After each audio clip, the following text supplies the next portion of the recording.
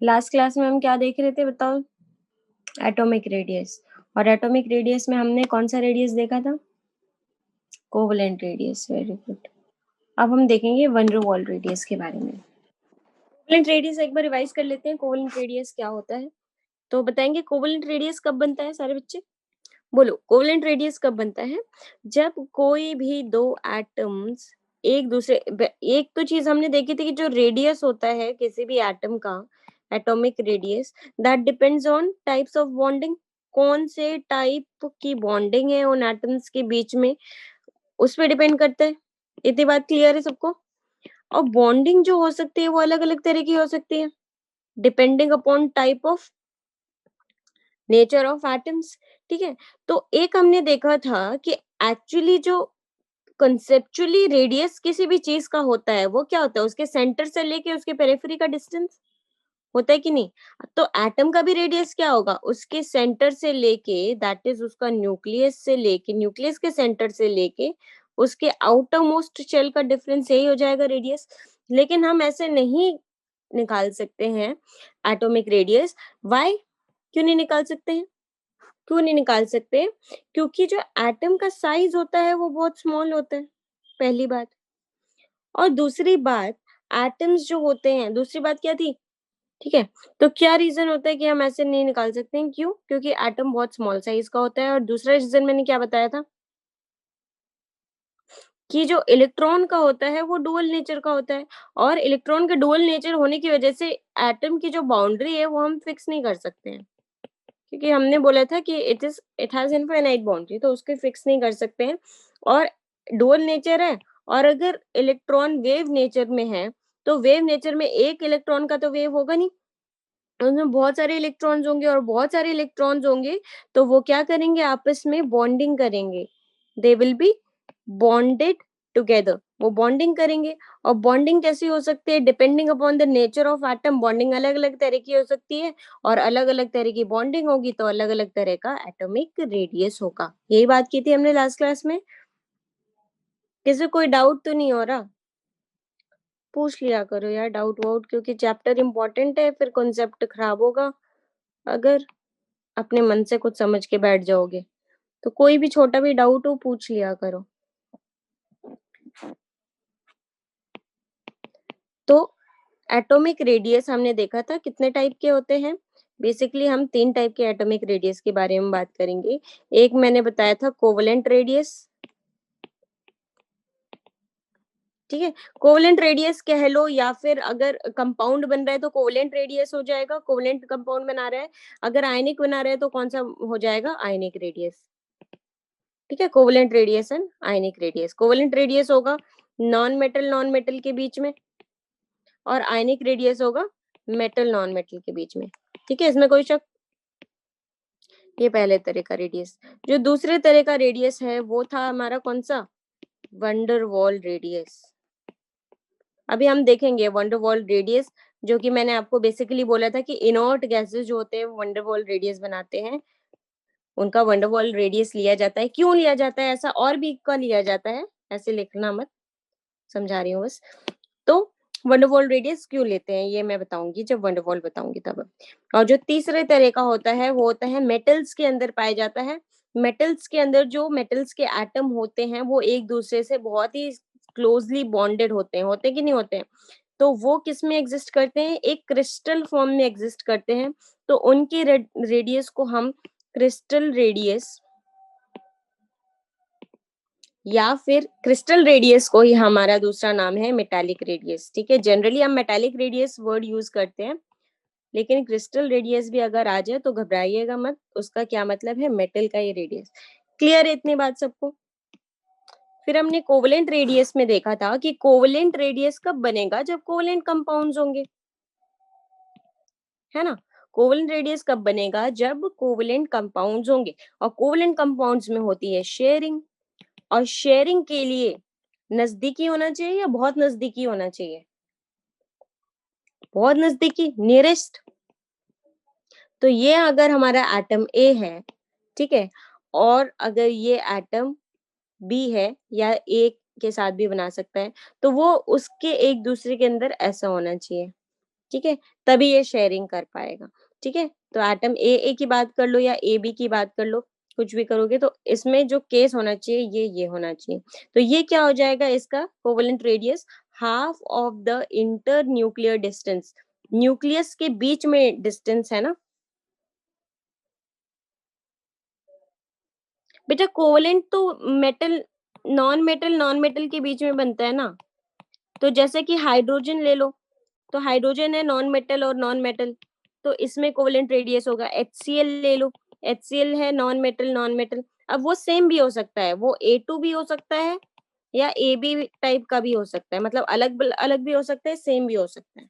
ठीक है, बात समझ में आ रही है।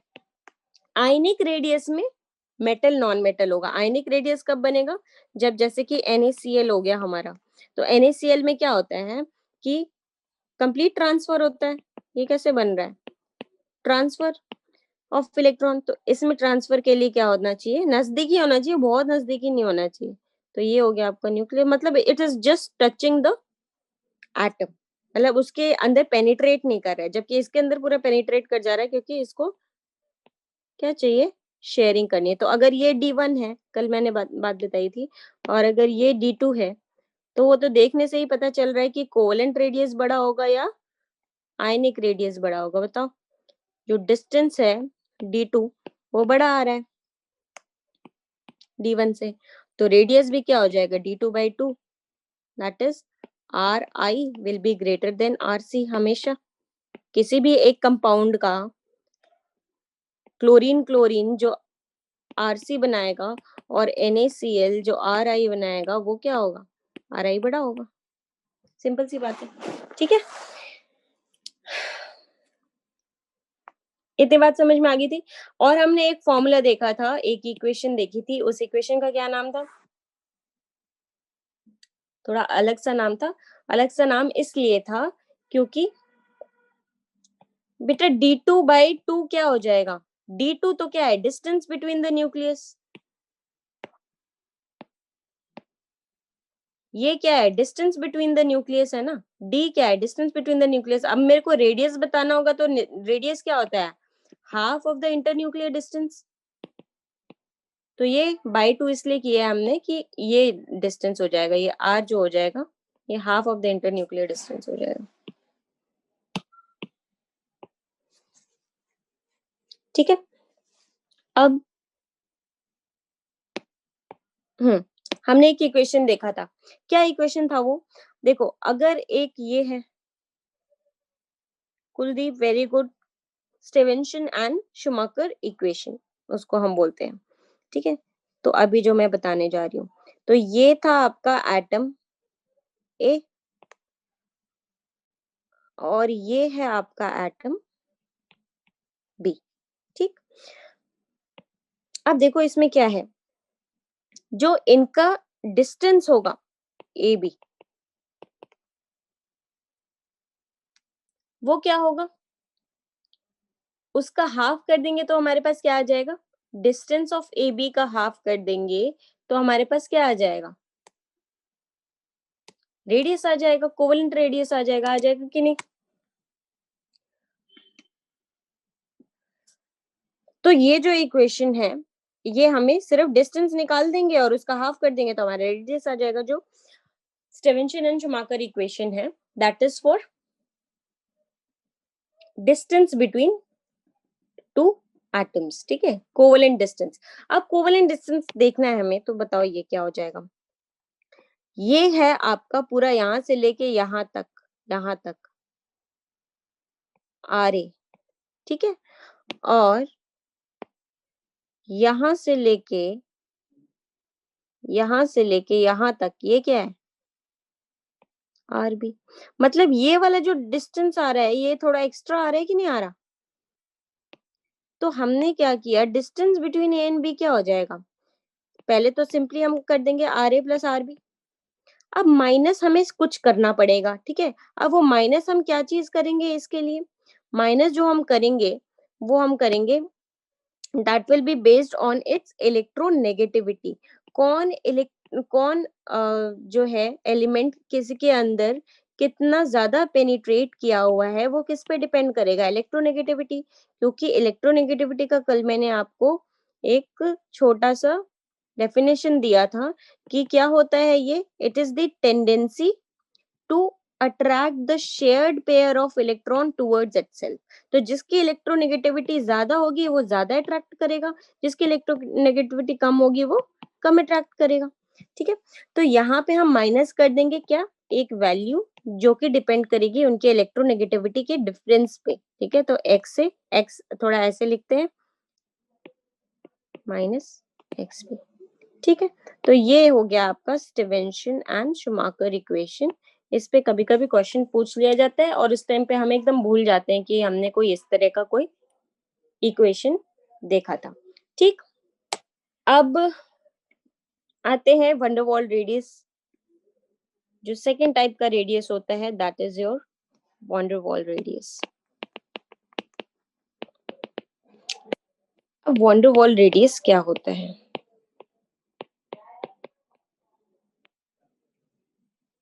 बेटा ये 0.09 इज एन एक्सपेरिमेंटल क्वांटिटी। हमें उसमें जानने की जरूरत नहीं है। ये जो माइकल शूमाकर, ये जो स्टीवेंसन एंड शूमाकर इक्वेशन जो है, इन लोगों ने बहुत मेहनत की थी, बहुत इक्वेशन बनाए थे, फाइनली जाके तब ये इक्वेशन बना था। हमें उस राह पे नहीं जाना, हमें सिर्फ ये जानना है कि डिस्टेंस बिटवीन ए बी क्या है। तो हम ये 0.09 एक्सपेरिमेंटल क्वांटिटी, जैसे स्लेटर्स रूल में 0.35 और 0.85 और 1 आ रहा था, तो हमें सिर्फ अभी समझना है कि क्या करना है इसमें। ठीक है, अब देखो वंडरवॉल रेडियस क्या होता है। देखो हाइड्रोजन कैसे एग्जिस्ट करता है, हाइड्रोजन कैसे एग्जिस्ट करता है, H2। अब H2 का एक मॉलिक्यूल अकेला तो होगा नहीं, उसके साथ और भी मॉलिक्यूल्स होंगे H2 के, होंगे कि नहीं। तो ये हो गया आपका दूसरा molecule of H2, this is your second molecule of H2। ठीक है, अब इन ये दोनों मॉलिक्यूल्स जो होंगे, अब देखो इसके पास भी इलेक्ट्रॉन है आउटरमोस्ट शेल में, यहाँ पे भी इलेक्ट्रॉन है और यहाँ पे भी इलेक्ट्रॉन है। तो क्या ये एक दूसरे से एकदम चिपके हुए होंगे क्या, आपको क्या लगता है कि या क्या ये एक दूसरे से एकदम चिपके होंगे या थोड़े से डिस्टेंस पर होंगे, थोड़े से डिस्टेंस पर होंगे, इतनी बात तो समझ में आती है। तो जितने डिस्टेंस पर होते हैं वही होता है वंडरवॉल रेडियस। तो पहले मैं डेफिनेशन लिखती हूँ, उसके बाद में आपको डायग्रामेटिकली समझाती हूँ। तो वंडरवॉल रेडियस क्या हो जाएगा, it is defined as the, सबसे पहले तो हाफ करेंगे हम सबके बीच में जो डिस्टेंस होगा, क्योंकि रेडियस की बात कर रहे हैं। Half of the distance between, अच्छा मैंने कल का नोट्स नहीं दिया ना बच्चों, ओहो मुझे माफ करना, मैं आज दे दूंगी, एक्चुअली मैं भूल जाती हूँ, sorry. Half of the distance between video, बेटा वीडियो वाला काम मेरा नहीं है, प्लीज मुझे मत बोला करो, कपिल सर है ना, उनको बोल दिया करो, क्योंकि वो मैं चाह के भी नहीं कर सकती हूँ। Half of the distance between two adjacent और टू नियरेस्ट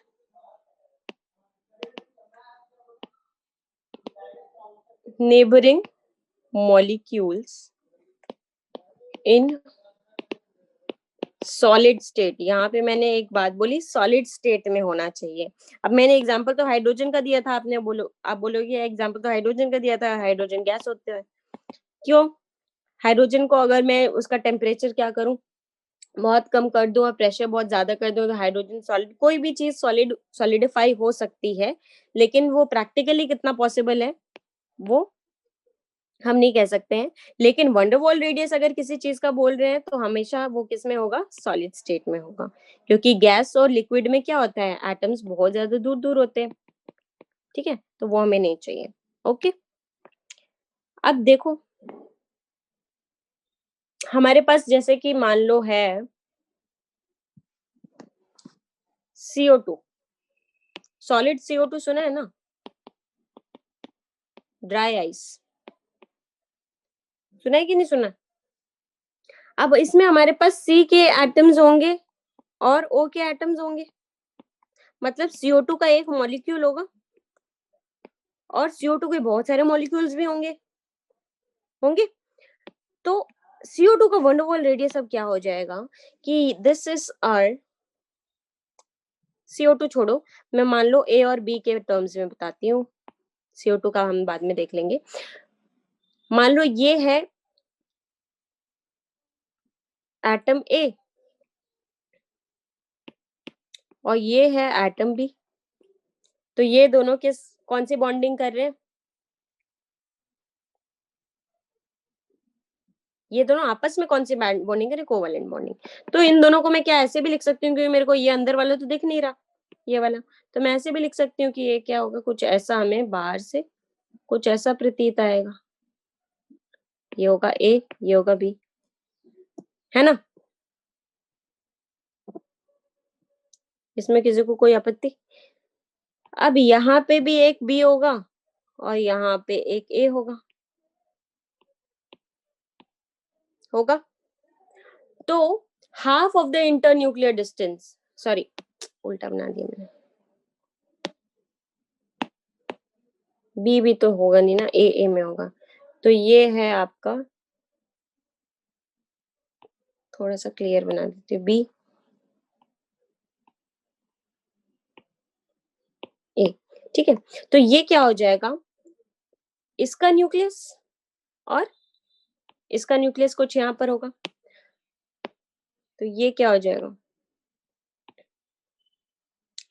ये डिस्टेंस का, ये डिस्टेंस मान लो है डी, इस डिस्टेंस का अगर मैं हाफ कर दूं तो यही हो जाएगा van der Waals radius according to this definition,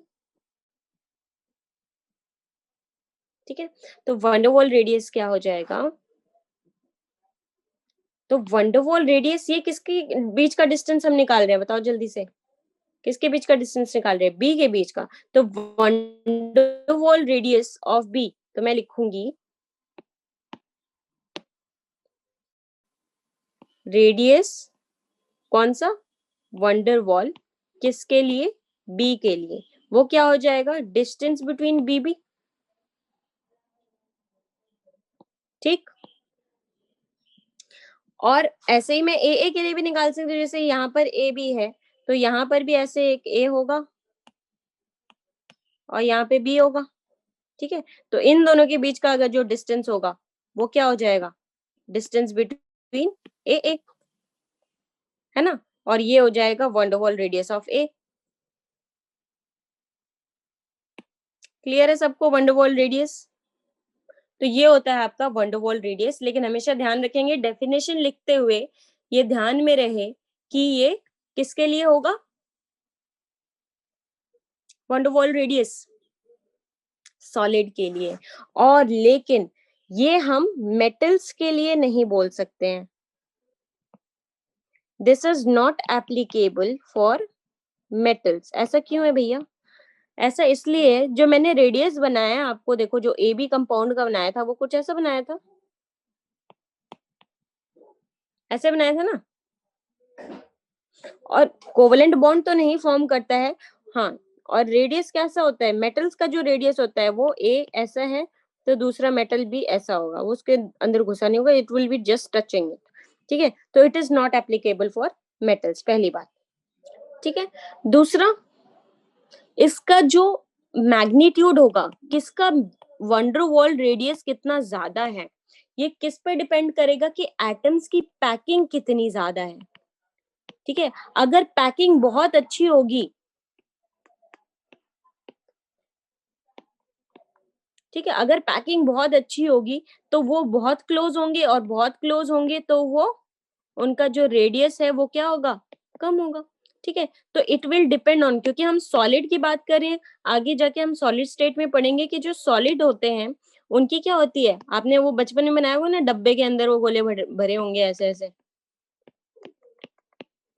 भरे थे ना, बहुत मजे आते थे, लेकिन एक्चुअली वो क्या करते थे, हम पैकिंग करते थे, ठीक है। तो magnitude of van der Waals radius will depend upon the packing of atoms, ठीक है, पैकिंग ऑफ एटम्स या फिर मॉलिक्यूल्स इन सॉलिड।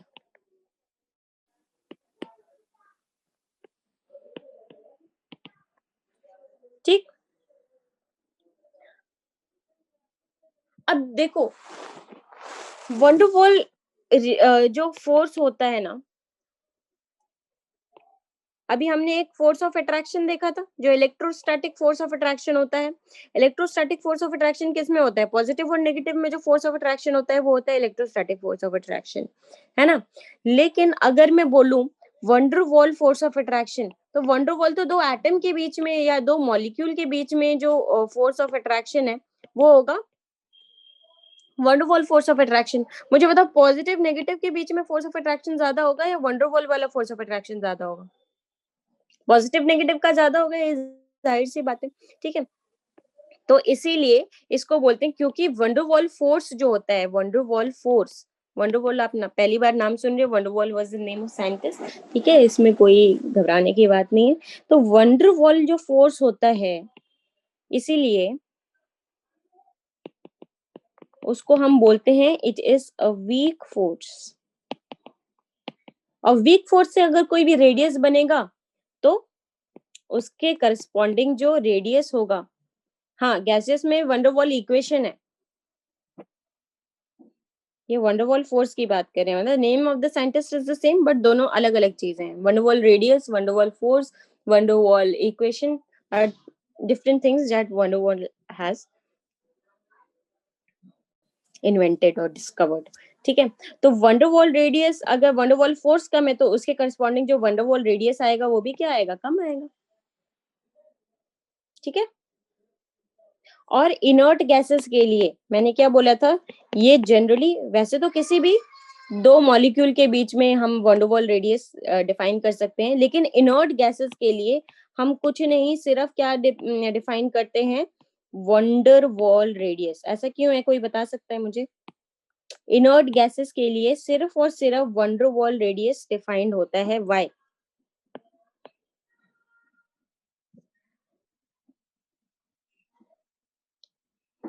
हाँ, वो कोई कंपाउंड ही नहीं बनाएगा, जब कंपाउंड नहीं बनाएगा तो उसका कोवेलेंट रेडियस ले नहीं सकते हैं, कंपाउंड नहीं बनाएगा उसका आयनिक रेडियस ले नहीं सकते हैं।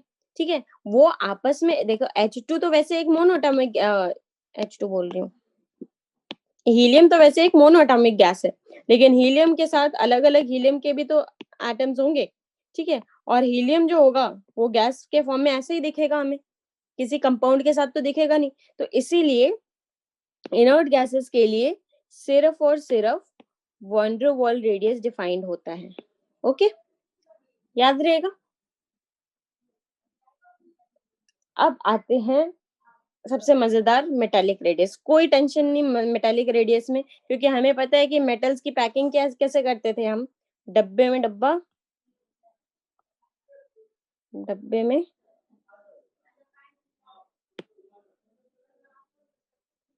ये होता था एक एटम, ये होता था डब्बे में चीनी, नहीं बोलते डब्बे में डब्बा, डब्बे में केक।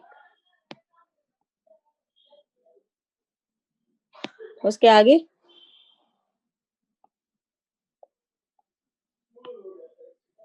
ये आपका डब्बा, इसके अंदर आपको एटम्स की पैकिंग करनी है, और एटम्स कैसे हैं? मेटल हैं, तो एक दूसरे के अंदर तो घुसे नहीं होंगे, जाहिर सी बात है। ठीक है, कुछ ऐसा ही होगा। तो अब इसके बीच में जो, हाँ मेरे थोड़े से अंदर वो हो रहे हैं, क्योंकि ये पेन थोड़ा सा अलग है, आप तो नॉर्मल पेन यूज करें। तो इसके लिए जो रेडियस हो जाएगा, मेटालिक रेडियस, वो क्या हो जाएगा? Half of the internuclear distance. Simple सी बात है। ठीक है, half of the internuclear distance of the two nearest atoms in a closed pack metallic structure. ये पैकिंग कैसी है? क्लोज्ड पैक स्ट्रक्चर बोलते हैं इसको।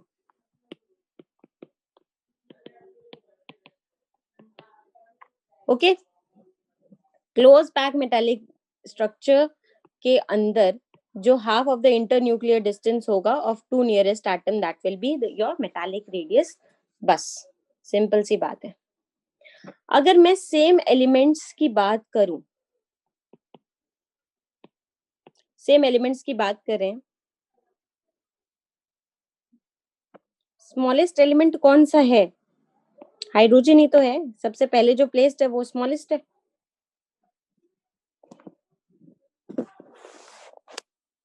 जिसका एटॉमिक मास सबसे कम है, जिसका एटॉमिक नंबर सबसे कम है, वही स्मॉलेस्ट है, हाइड्रोजन। ठीक है, अगर मैं सेम एलिमेंट की बात कर रही हूँ, तो सेम एलिमेंट के लिए अगर मुझे Cr, Vr और Mr बताना है, तो उनका क्या होगा ट्रेंड? तो क्या होगा, देखो कोवेलेंट रेडियस था हमारा, कोवेलेंट रेडियस था ये वाली चीज, ये हमारा Cr। ठीक है, वॉन्डरवॉल रेडियस है ये वाली चीज, ये हमारा Vr। और मेटेलिक रेडियस है ये वाली चीज, ये हमारा Mr। बताओ कौन बड़ा लग रहा है, कौन छोटा लग रहा है? सबसे छोटा कौन सा लग रहा है? Very good. Vr क्यों क्यों बेटा? Vr तो ये वाला है, Vr एटम्स के बीच में नहीं, Vr मॉलिक्यूल्स के बीच में है।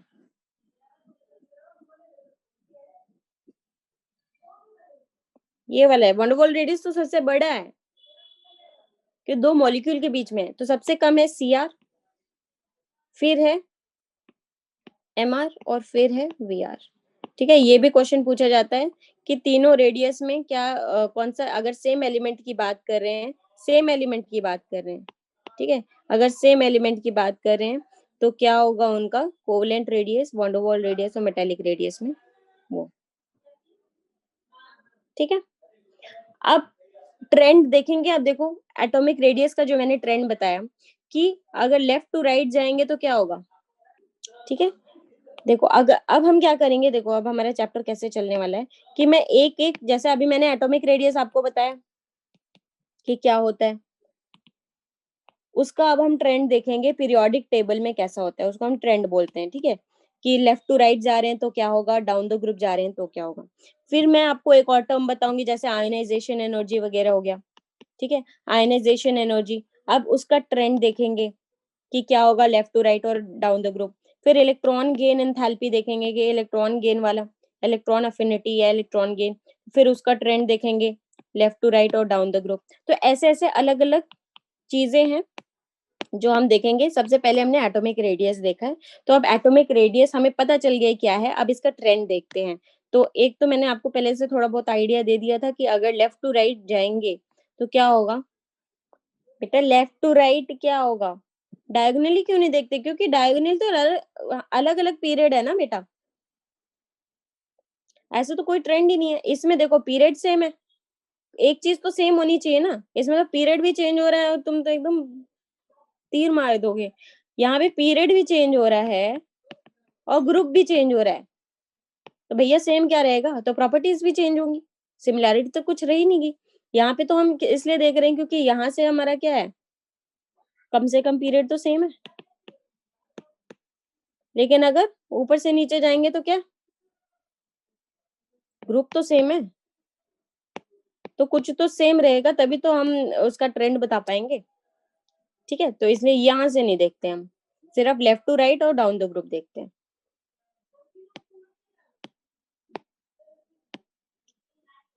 ओके, अलोंग द पीरियड की बात मैं करूंगी जब भी, अलोंग द पीरियड मतलब डायरेक्शन क्या होगा हमेशा, लेफ्ट टू राइट। ठीक है, ऐसे ही पीरियड स्टार्ट होते हैं ना, यहाँ पे ग्रुप 1, 2 एंड सो ऑन। ठीक है, तो जब भी अलोंग द पीरियड की बात होगी तो वो क्या होगा, लेफ्ट टू राइट होगा। अब लेफ्ट टू राइट में एटॉमिक रेडियस क्या होगा, डिक्रीज होगा। रीजन बीइंग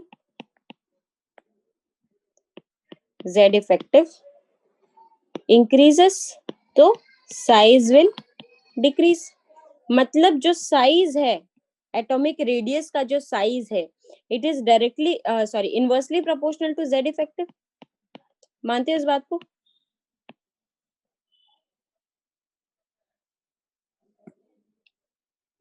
लेकिन अगर मैं फर्स्ट पीरियड की बात करूं, फर्स्ट पीरियड की बात करें और हाइड्रोजन और हीलियम की बात करूं तो क्या होगा, ट्रेंड क्या होगा। फर्स्ट पीरियड में तो दो ही है, हाइड्रोजन और हीलियम।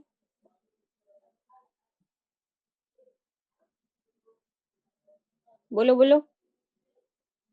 एच ई स्मॉल होना चाहिए बच्चों, एच ई स्मॉल होना चाहिए, लेकिन मुझे पता है कि एच ई का मैं कोवलेंट रेडियस नहीं ले सकती हूँ, इसका मुझे वंडरवॉल रेडियस ही लेना पड़ेगा ना चाहते हुए भी, क्योंकि ये एक इनर्ट गैस है, और इसका जबकि मुझे सी आर लेना पड़ेगा, और सी आर वी आर में कौन जीतता है?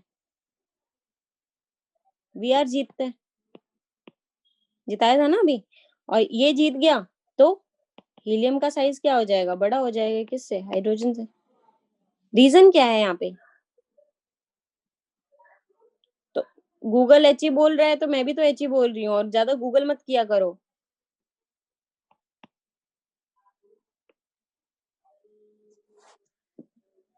ठीक है, गूगल को ये नहीं पता आपको कौन सा एग्जाम देना है, वो मुझे पता है। ठीक है, तो हीलियम का साइज बड़ा होगा और हाइड्रोजन का छोटा होगा। रीजन कोई पूछे, क्योंकि हीलियम का हम कोवलेंट रेडियस ले ही नहीं सकते, उसका तो हमें वन वॉल रेडियस ही लेना पड़ेगा। ठीक है, और हाइड्रोजन का ये लेंगे। ठीक है, सेकेंड पीरियड की बात करें अगर, सेकेंड पीरियड में बताओ कौन कौन से एलिमेंट्स होते हैं जल्दी से? ली बे बकनोफ नी।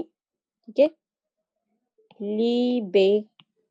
ठीक, अब यहाँ पे Z effective left to right जा रहे हैं तो बढ़ रहा है या घट रहा है?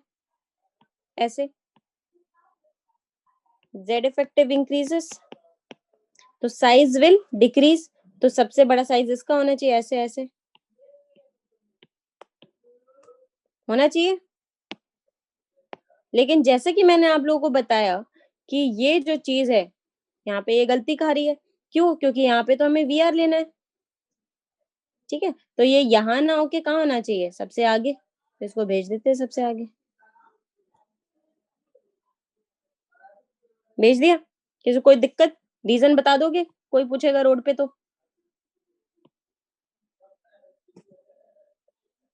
जेड इफेक्टिव मतलब मैंने बताया ना, जेड इफेक्टिव क्या होता है? It is the force of attraction that is felt by the electron present in the outermost shell by the nucleus.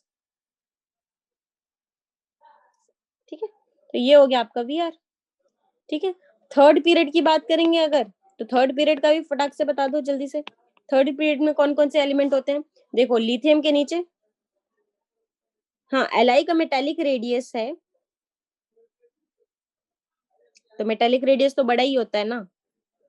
Lithium के नीचे Na, बेरिलियम के नीचे Mg, बोरॉन के नीचे,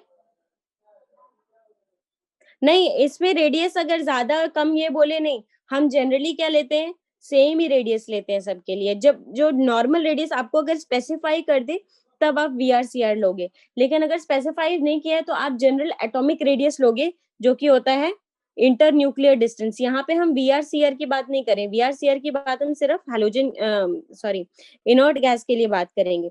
अगर हमें नॉर्मली एटॉमिक रेडियस, देखो कंफ्यूज मत हो, एटॉमिक रेडियस का क्वेश्चन पूछा है कि एटॉमिक रेडियस का ट्रेंड क्या होगा, तो हम जो नॉर्मल एटम का रेडियस का डेफिनेशन होता है कि from the middle of the nucleus to the periphery, ठीक है, to the outer most shell. ठीक है, तो वो डिस्टेंस लेंगे हम एटॉमिक रेडियस। मैंने वो आपको बताया कैलकुलेट कैसे करते हैं, लेकिन अगर क्वेश्चन में आए तो हम ये वाला एटॉमिक रेडियस मान के चलेंगे जब तक वो स्पेसिफाई नहीं करेगा। क्लियर है ना सबको? कंफ्यूज नहीं होना है इसमें कि कौन सा रेडियस पूछा है ये वो। आपको रेडियस का नाम पता चल गया, इतने सारे रेडियस होते हैं, वो ज्ञान हम रखेंगे अपने पास, लेकिन कब तक? जब तक क्वेश्चन में पूछा ना जाए तब तक हमें वो चीज यूज नहीं करनी। ठीक है, जनरली अगर एटॉमिक रेडियस का मतलब पूछा जाए, एटॉमिक रेडियस का ट्रेंड पूछा जाए, तो वहां पे हम सिंपली यही वाला एटॉमिक रेडियस लेंगे कि centre of the nucleus to outer most shell के बीच में जो डिस्टेंस होता है वही होता है हमारा क्या? Atomic radius. बात क्लियर है? अब आते हैं थर्ड पीरियड पे। थर्ड पीरियड की बात करें तो इसके नीचे NaMg, इसके नीचे एल्यूमिनियम, कलर चेंज हो गया उसके लिए माफी, इसके नीचे फास्फोरस, इसके नीचे ये, और इसके नीचे आर्गन। बताओ, ट्रेंड तो नॉर्मली यही होगा, क्योंकि जेड इफेक्टिव तो इंक्रीज हो ही रहा है, पीरियड तो सबका सेम ही है, लेकिन नंबर ऑफ क्या हो रहा है? ये 11 था, नंबर ऑफ प्रोटॉन सबके अंदर बढ़ रहे हैं न्यूक्लियस में, इसमें 13 हो गया, इसमें 14 हो गया, 15 हो गया, 16 हो गया, 17 हो गया, और 18 हो गया। लेकिन 18 होने के बावजूद इसका तो हमने सिर्फ वी आर लेना है ना? तो Vr लेंगे तो इसलिए आर्गन वहां ना आके कहाँ जाएगा, एक। ओके, लेकिन अगर मैं फोर्थ पीरियड की बात करूं,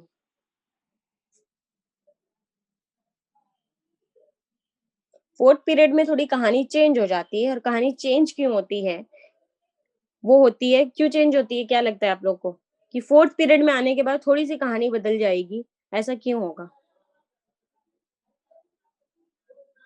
वेरी गुड कुलदीप, ठीक है। क्रोमियम, अरे छोड़ो, क्रोमियम तो आते किस में है, डी ब्लॉक के एलिमेंट्स में आ गया। ट्रांजिशन एलिमेंट्स आ गए। ट्रांजिशन एलिमेंट्स क्या करते हैं, थोड़े से बदमाश होते हैं, इसीलिए उनको बीच में रखा हुआ है, ठीक है।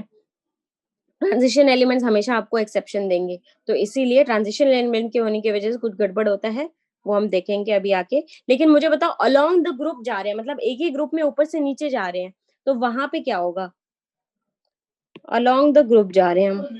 ट्रांजिशन एलिमेंट अभी याद करा दूंगी मैं। अलोंग द ग्रुप जा रहे हैं, ऊपर से नीचे जा रहे हैं। बच्चों, ऊपर से नीचे जाते हैं तो एक चीज बढ़ती है, वो क्या होता है, एन बढ़ती है। और एन के बढ़ने का क्या मतलब है, एन इंक्रीज हो रहा है, तो मतलब मैं कह सकती हूँ number of shell is also increasing.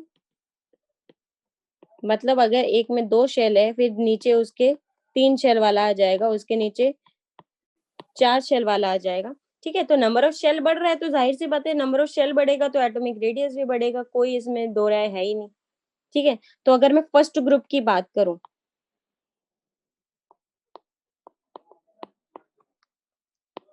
है लीना की रब से फरियाद, यही था। तो इसमें क्या हो जाएगा trend, down the group increase होगा। मतलब अगर मैं ऐसे बोलूं तो ये हो जाएगा ऐसे। तो ग्रुप में तो यही ट्रेंड होता है। मैंने आपको बोला जब भी मैं एक नॉर्मल ट्रेंड की बात करूं तो वो ट्रेंड कैसा होगा, जनरल ट्रेंड। जनरल ट्रेंड के बाद एक और खतरनाक चीज आती है, कौन सी, एक्सेप्शन, ठीक है। तो अभी 24 ही बच्चे हैं, तो क्लास यहीं समाप्त करते हैं ताकि उन बच्चों का कोई नुकसान ना हो, ठीक है। तो एक्सेप्शन वाली चीजें मैं आपको कल और परसों तो सर की क्लास होगी। फ्रांसियम, फ्रांसियम का खेल क्या है, फ्रांसियम तो सिर्फ वो होता है ना, रेडियो एक्टिव एलिमेंट होता है, तो जनरली हम फ्रांसियम नहीं लेते हैं। ट्रेंड जब लेते हैं तो रेडियो एक्टिव एलिमेंट्स नहीं लेते हैं, ठीक है, क्योंकि उनकी स्टडी भी कमी होती है ना, radioactive elements they are harmful.